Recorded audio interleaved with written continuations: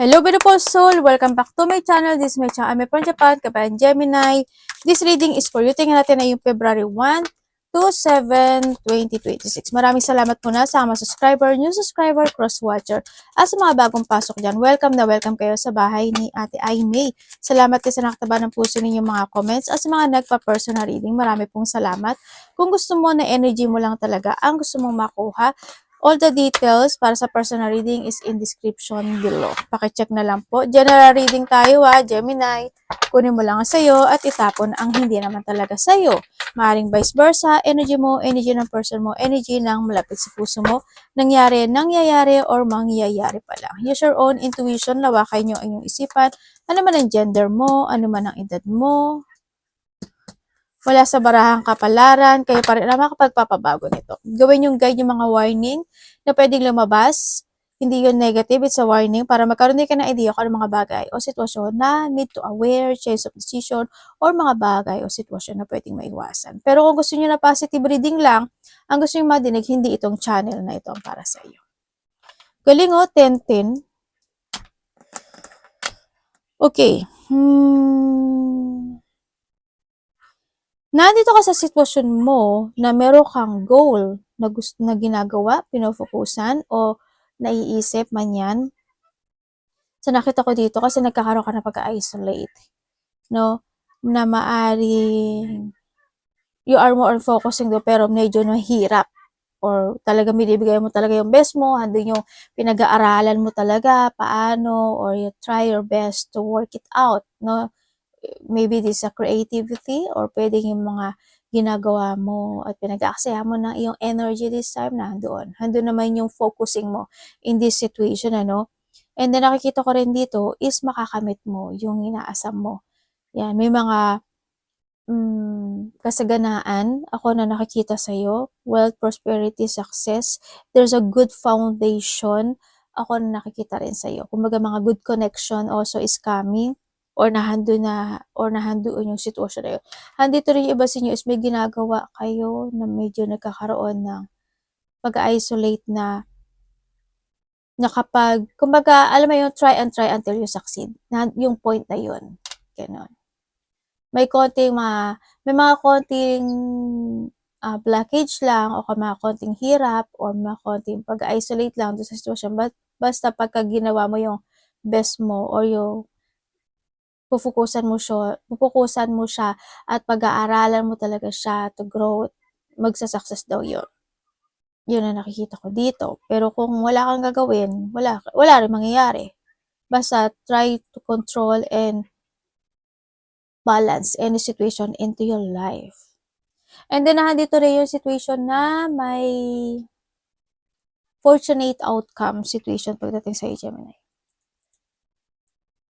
May union. Yan, magkakaroon ng mga union, magkakaroon ng mga pagkikita, pagkakasundo. Kaya bakit may mga? Pwedeng iba sa inyo is may mga pag-uusapan kayo related to family, pera, or mana. Ganyan. Pwedeng gano'n sa iba. Sa iba naman sa inyo is you will become a center of attention. Hindi ko alam why, kung if you are nasa YouTube channel ka ba, TikTok, Reels, Facebook, or nasa networking, kung ano man social platform na meron ka, nandun sa point. Maraming connection ako na nakikita sa iyo. And then may mga recognition sa iba, and then also sa iba is siguro mas makikilala ka sa inyo, may mga pagkakakilanlan. Hindi siya gano'n ka-growth, hindi siya gano'n ka-growth kasi medyo ano pa siya, no? But try to push, no? Try mo i-push yun, yung situation na yun. Kumbaga kung talagang gusto mo maging 100% situation yun or ma-achieve in 100%, mas marami ka pang dapat na matutunan kung paano mo mag-growth yung situation na yun. Basta explore ka lang na explore, no? Or try and try until you succeed, kumbaga. Yun na nakikita ko sa'yo dito. Magkakaroon ng mga dealing, partnership, or sorry, collaboration sa iba sa inyo. Madaming tao, hindi ko alam why. Pero siguro may pupuntahan ka na maraming tao, maraming mataong lugar, ganyan. Baka may out situation, outgoing situation, or haharap ka sa mga tao, or may mga pupuntahan ka ng mga taong lugar. Yun, ang nakikita ko sa'yo. Iba dito baka magiging busy kayo. May mga new project situation ako nakikita sa'yo, or nag-iisip, may mga situation na gusto mong pag-isipan. May offer ako nakikita sa'yo. Gaano yung ano ko. May bigla kang magaganap o mangyayari. Pwede may mga biglaan kang marireceive or may mga biglaang offer na sitwasyon in life.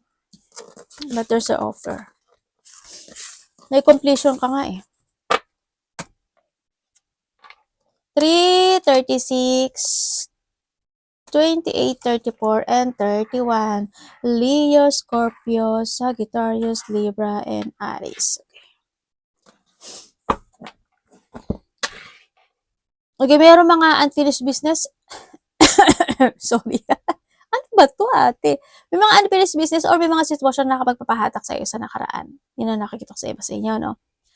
Okay, nandito ka sa sitwasyon mo na meron kang gustong ma-achieve sa buhay mo. May mga gusto kang panindigan, may mga desire na maaring gusto mong aksyonan in life. No, maaring ito is related to your business, finances, yung mga negosyo, or yung pag-gain ng iyong wealth, or kaperahan man yan, yung mga activities mo, ganyan. Or maybe this is your abundance, na doon ka sa point na iyon.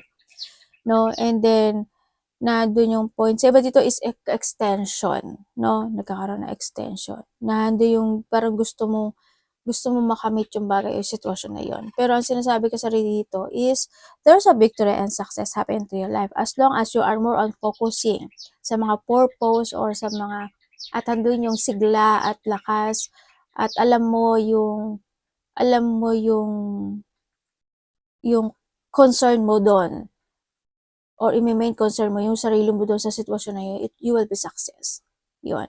May mga nag-o-open na bagong pintuan para sa'yo, no, Gemini. Depende lang siguro yun kung i-force mo talaga yung sarili mo doon. Pero magsasucess siya. Maybe you have an idea. Meron din ako nakikita na kalungkutan. Basta pagdating doon, gawin mo yung duty mo, no? Ganyan. Kasi you will be success. May nakikita akong kalungkutan sa iba sa inyo. May mga burden, may mga big problem sa iba, or pwede rin sa iba dito is may mga kawalan ng pag-asa situation, pwedeng ganun, or pwede rin na nagiging low energy ka kasi siguro may mga bagay o sitwasyon ka na ginagawa na nakapagbibigay sa'yo ng low energy. O pwede naman din na may mga ikinalulungkot ka because of someone or something na nasa paligid mo. Ganyan, o mga bagay na iniisip. Sa iba dito sa inyo, hoping, hindi. Yan, baka, hindi naman siguro lahat. There's a loss situation, pwedeng loss of trust, hope, someone, pet, or basta ganun. Sana wala, no? O pwede rin naman na panghihinaan ka lang ng loob.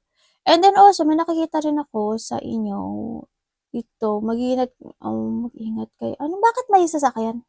Bakit may vehicles? Ano ginagawa mo sa vehicles? Mag-ingat ka na lang when it comes sa vehicles. Hindi ko alam kung ano yung vehicles when it comes sa sarili mo. Trabaho mo ba yun? Ginagawa mo ba yun? May ginagawa ka ba? Magpapagawa ka ba? Bibili ka ba? Ganon. But mag-ingat ka when it comes to vehicles. Siyempre, mahirap na rin na lahat ng bagay kailangan pag-ingatan, no? Yun. And then, basta mag-ingat ka. Sabay ka, no? Puro, ano, sasabihin nyo naman, ate, puro ka naman mag-ingat. Di wag kayo mag-ingat. Bakit? Choice nyo yan, ano? Pwede ba? Nasa sa inyo yan. It's your choice, no? This is an energy reading. I'm only the guide. Pero kung gusto nyo mag-ingat, mag-ingat kayo. Pag ayaw nyo, bakit? Di wag, di ba? Ganun lang yun. Napakadaling solusyon na yan. No? Dahil wala sa bara ang destination ng buhay. Kayo pa rin na magdedesisyon at the end yan. And then, nandito rin sitwasyon na yung may journey changes happen in your life, or maybe you're thinking about the journey. May distance hindi ko alam mo, siguro may didistansya, may magkakahiwalay ba, may aalis ba, yan na nakikita ko there's a distance, or maybe there's a person na nagkakaroon or magkakaroon ng distansya, or may distance sa buhay mo. Pwede nasa malayo siya, o lalayo siya, mga ganon. No, or yung iba dito is may movement. May mga gusto kayo i-move Ganyan. May travel din ako nakikita, malayo man o malapit yan, or pwede you are connected to a person na medyo may space, may ano, distance, ganyan. Pwede nasa ibang bansa, nasa ibang lugar, nasa probinsya, nasa kalapit baryo. Tingnan natin. Huwag ka magalala, may happiness naman din. Recovery and happiness. Anong energy ni Gemini?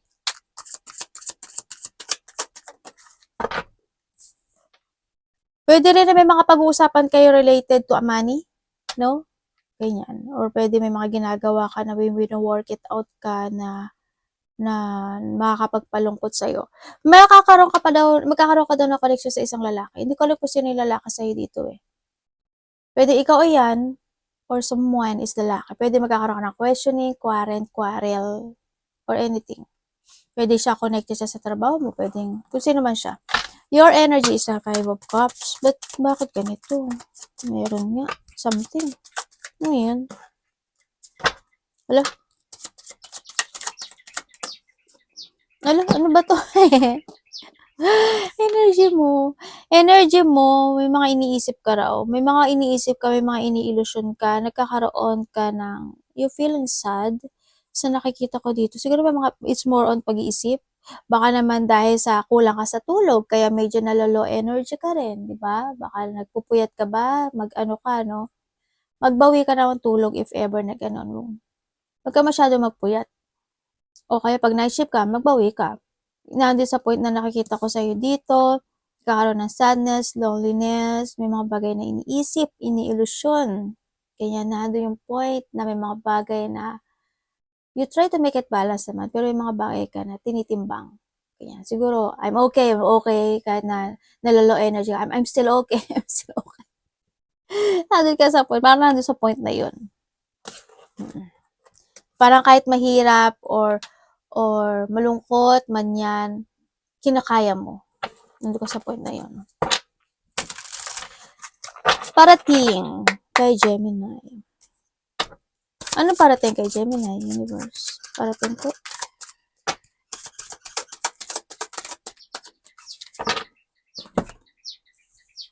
Okay.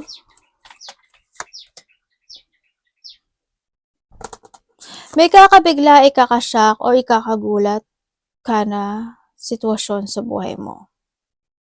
Ano ba mangyayari? Maaari ito is related to your family, pera, pwedeng relationship, yan. Medyo may frustration. Pwedeng sa trabaho din. May konting frustration eh. Hindi ko alam why. Meron ako nakikita. Ikaka-depress mo. May mga unexpected. Expect the unexpected and may mga unexpected blow of emotions. Pain, disappointment, away, hindi pagkakasunduan, malaki man o maliit yan. Pwede mga separation, depression, confusion, kalungkutan o hindi pagkakaunawaan ng o misalignment ito sa iba sa inyo. But this is a revelation, pwedeng mga ganun. Pwedeng iba is problem kasi siya, actually problem.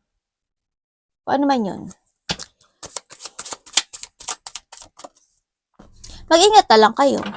Or pwede, basta mag-ganon. Kung ano man niya ikakagulat, ikakashock mo sa buhay mo. Ay, oo nga. Dito si judgment. Kaya parating sa'yo. Justice, oh. Hinihintay ka.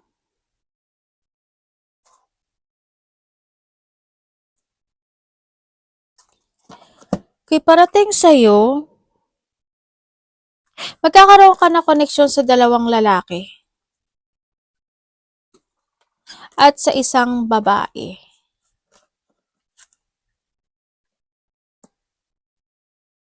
Yun na nakikita ko. Pwede itong mga ito, ano mo na siya, kilala mo na to. Pwede na doon yung point na nagkakaroon kayo ng investing to each other. Hindi ko alam if this is your friend, kapatid, magulang, ganyan. Pwede na doon din yung point, may mga mag-uusapan kayo related to a valuable things. Pwedeng sa trabaho, pwedeng sa pera, pwedeng kung saan man yan. Pwedeng sa negosyo, sa mga pinagkakaabalahan nyo, yun. And then also, ang parating sa'yo, ay sabihin ko sa'yo kung sino ha, para alam mo din. Meron kang Taurus, Virgo, Capricorn, Aquarius, Gemini, Libra, Virgo, kasi di sa fire sign. Taurus. Yan, Taurus. Yun, ang nakikita ko sa'yo dito. Also, the judgment kasi is ano to this a Pluto and the fire. Yan, ang nakikita ko element. No? Actually, nandito siya lahat. Oo nga, nandito nga siya lahat. Kasi meron ding Pisces, Cancer, Scorpio. Pero ibibigay ko sa yung main Taurus. Pinaka-main lang isa Taurus. Virgo. Ay, yun lang pala. Yun lang po. Universe. Sabay ka rin. Yun. Pero kung ano mo pa rin. But will ko ano mga elements yan. Elements, no? And then also, ang parating sa'yo is there's a hardship situation ako na nakikita sa'yo na ito is magtatapos. May pagtatapos na magaganap. Siguro merong gusot or hirap or kung ano man hardship yan na pinagdadaanan mo o nahihirapan ka o pinupokus mo yan. May pagtatapos na magaganap o mangyayari. But you need to be aware din sa pagdating sa pera mo, no? Sa sarili mo din, maging aware ka rin daw. Saka may mga parating na pwede mananakit yung ulo mo, paa mo, may mga painful situation ako na nakikita sa'yo.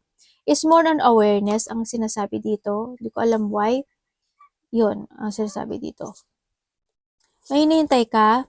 May paghihintay kasi, no? Magkakaroon din ng mga getting together, kaya may mga kasiyahan. May kakasal ba? Diba sa inyo? Or din may mga pupuntahan kang celebration or kasalan or mataong lugar. Kung ano man celebration na yan or getting together. May pag-uwi din Hindi ko alam why. Uuwi ka ba? Probinsya, ibang bansa, baryo, or someone, ganyan. May mga celebration, happiness, surprise parties event. Yun na nakita ko. Good news also coming sa'yo. Anong dapat iwasan ni Bagong simula also, no? The new beginning is coming. Kasi this beginning kasi rin to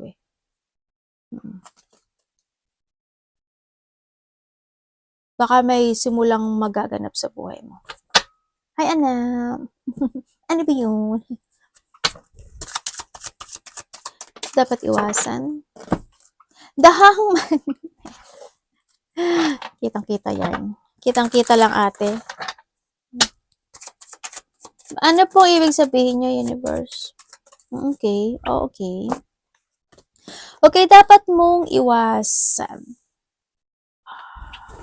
Okay, iwasan mo, syempre yung wala kang gawin, di ba? Iwasan mo yung magkaroon ka ng pagpapaliban, lack of direction ka, ma-stuck ka.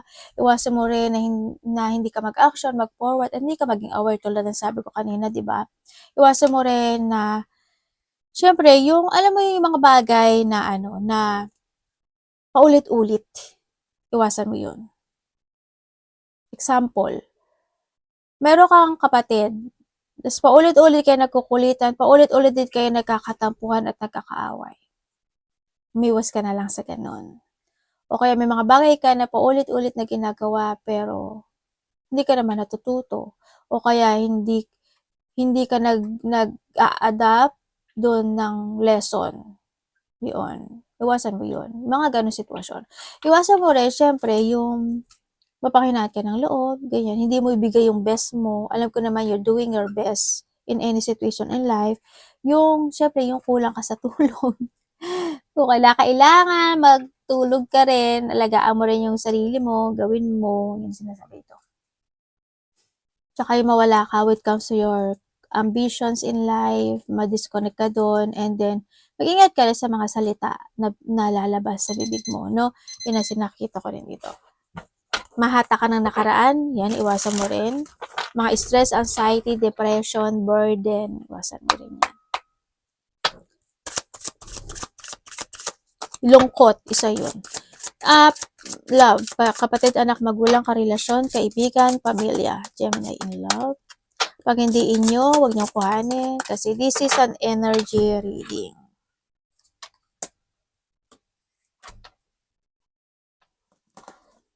Four of Swords. Love po, Four of Swords. Ano ba yan? Puro pag-iisip.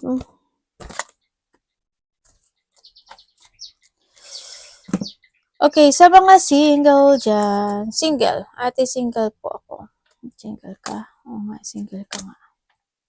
Sa single dyan. Ay, nag-away. Dali lang. Ay, the lovers. Yes, may darating sa'yo. Aba, marami connection yarn. dalawa to tatlo. Darating sa'yo. Pwede isa doon is the past or pwede isa doon is tatlo. Magkakaroon ng attraction. Yun na nakikita ko dito. Magkakaroon ng attraction. 2 to 3 person. Or maybe this is you. Yan. Yung iba dito kasi may isa dito, no? Pwedeng yung isa doon or may isa pa na pang-apat. Pwedeng ganun. Or maybe this is the past na pwedeng magkakaroon ng pagsasaayos. Sa mga nagkahiwalay, nandun din sa sitwasyon na yon. Ibig sabihin is magkakaroon ng mga apology, ako nakikita, or someone's thinking about something apology at gusto niya na muli na pagbabalikan, pagsasaayos sa sitwasyon kasi nahahatak siya ng nakaraan sa mga nagkahiwalay.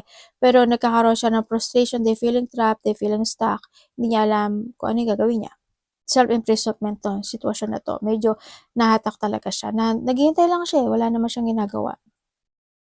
Kung wala kang gagawin, ano mangyari sa'yo? Bahala ka sa buhay mo. No? Ito, yun ang nakikita ko sa kanya. And then also, yes, kung nagkaroon ng sa mga nagkahiwalay, nagkaroon ng third party. Nagkaroon ng misunderstanding din sa iba or di sa third party situation sa iba sa inyo. Kung kayo, tapos ikaw pala yung third party, oh my God, laleyo. Wag naman sana. Okay, pagdating naman sa mga magkakarelasyon dyan, medyo ang nagkikita ko kasi sa situation mo is nai-stagnant yung situation. Hindi ko lang alam why. Siguro may mga point na nag-aaway kayo, hindi kayo nagkakaintindihan, o kaya is magkaiba yung time slot nyo, yung time zone nyo, ganyan, maaaring ganun, o kaya is, okay naman eh, pag okay kayo, pag hindi nado sa point, ayun na no, so nakikita ko dito, parang nado yung point na, bala ka, parang nado sa point, yung nakita ko. Siguro may mga bagay lang na hindi nakagkakaroon ng pag-uunawaan sometimes, no? Natural naman kasi sa connection yun eh. So, nakita ko dito. And then also, nahandun din yung sitwasyon na siguro minsan, tumatahimik na lang din yung isa o kaya naman iiwas o lalayo na lang yung isa. Wag nyo na lang hayaan na baka mamaya biglang bumitiw yung isa sa inyo, di ba? Ingat na lang daw kayo. Try to heal this situation. Try to connect more to each other, no? Pero nagkakaroon ng pagsasaayos. Kung sa may mga third party, yes, meron po ako nakikita dito, no? Kung sinasabi niya na may third party, kinasabi niya na wala na sila, no. Hindi. Hindi. May connection pa rin sila nito. Nagkakaroon pa rin sila ng connection. Pero nasa inyo pa rin yan. Kung mahal mo, edi mahal mo. Ganun lang yun. Pwede akong mag-ibang another message. Kasi may nakita ako na hindi ko alam kung lalaki ba siya or babae. Siguro iba-iba siya. Basta taong malapit sa'yo or connected itong tao na to sa'yo. May nakita akong hospital, doctor, confine, check up. Di ba? Pinapamile ko palagi yun ang nakikita ko. Tingnan natin ang iyong money. Money po ni Gemini. Ooh.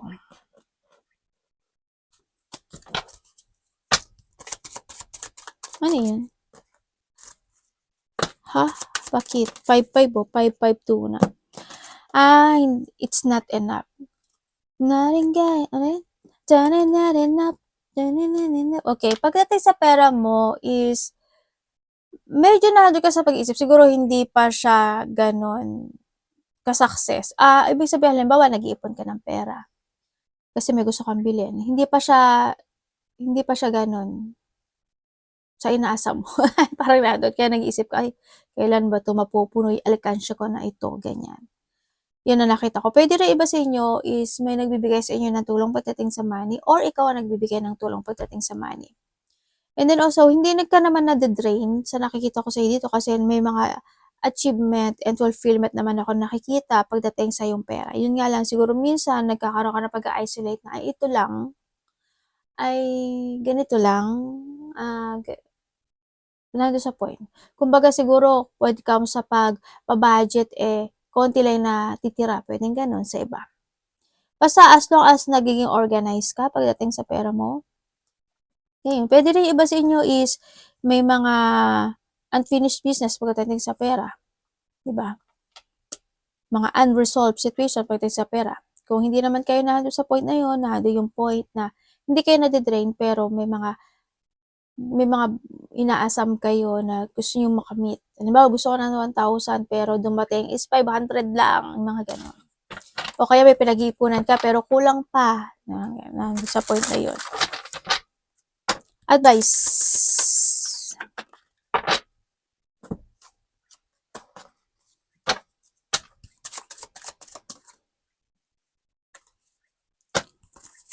Ang dami mo namang iniisip dong.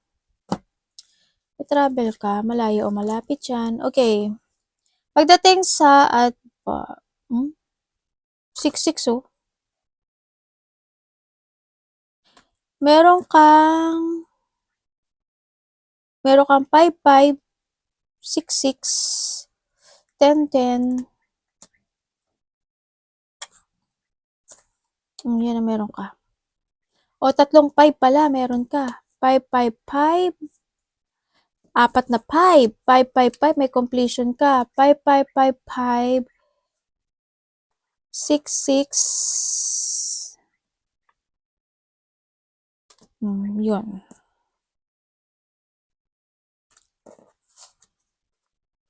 Okay. When it comes sa advice, mag-trust ka daw sa intuition mo, no? Ang sinasabi dito, mag-trust ka lang sa intuition mo, listen to your inner voice, and then, kailangan mo daw, may mga bagay daw na kailangan mong matutunan. O kailangan mong matutunan. This is a time na kailangan mo din na you need to be more on wiser and stronger this time. Whatever holding you back sa nakaraan, this is a time to let it go. Leaving behind, ang sinasabi rin dito, and leaving the past situation. Kung ano may mga nangyari o naganap o mga naiisip mo in the past, no? Or, syempre, it's more on maturity. Ang sinasabi rin dito, huwag ka magpapastagnant. Kung may mga non-closure situation in the past or mga naganap o nangyari, this is a time to close it. It's time to move on. And this is a time na yun, tapusin na yung nakaraan. Huwag ka na lang magpahatak, no? And sinasabi rin na, accept all the lesson ang sinasabi. Kung mag-focus ka sa iyong mga mission or to fulfill or to achieve something into your life. Yun. Kumbaga, be creative and also harmony and peace is needed, ang sinasabi rin dito. Tsaka mag-focus ka lang sa mga sa mga manifestation and desire in a good way, in a good way. Hindi naman niya sinasabi na kailangang masama. Yan, basta na doon sa point na planuhin mo lang maigi yung lahat-lahat. Huwag ka magda-doubt sa mga bagay o sitwasyon na gusto mong gawin sa buhay mo. Kasi the more na magda-doubt ka, maista ka lang, no? But you need to prepare. You need to discover more. Yan sinasabi rin dito, no? Kung may mga bagay na kailangan mo na expansion, gawin mo. Sa ability mo man yan, sa talent mo yan, sa sarili mo man yan. kung saan man yan, you need to decide. Tandaan mo palagi na this is the time to place. Your future is in your hand. Yun ang sinasabi dito. Kung may mga bagay na kailangan planuhin planning something. But you need to be very careful. You need to be very careful. Pag-isipan mo maigi. Yun. Arigatou namaste, God bless.